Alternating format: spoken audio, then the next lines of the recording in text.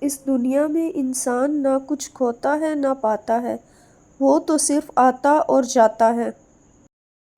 اگر انسان اپنے نصیب پر راضی رہے تو اطمینان حاصل ہوگا۔ نصیب میں تقابلی جائزہ ناجائز ہے۔ توبہ جب منظور ہو جاتی ہے تو یاد گناہ بھی مٹ جاتا ہے۔ صحت کے لیے خوراک ضروری ہے، لیکن خوراک صحت نہیں۔ امید اس خوشی کا نام ہے جس کے انتظار میں غم کے ایام کٹ جاتے ہیں۔ امید کسی واقعہ کا نام نہیں، یہ صرف مزاج کی ایک حالت ہے۔ فطرت کے مہربان ہونے پر یقین کا نام امید ہے۔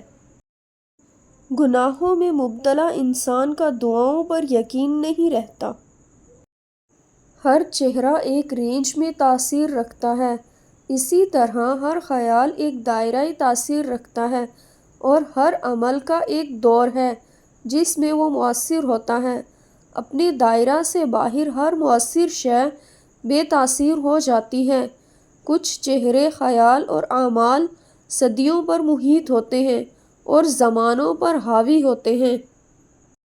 سمندر کا وہ پانی جو سمندر سے باہر ہو، اسے دریا، جھیل، بادل، آنسو، شبنم کچھ بھی کہہ دو، لیکن پانی کا وہ حصہ جو سمندر میں شامل ہو جائے وہ سمندر ہی کہلائے گا۔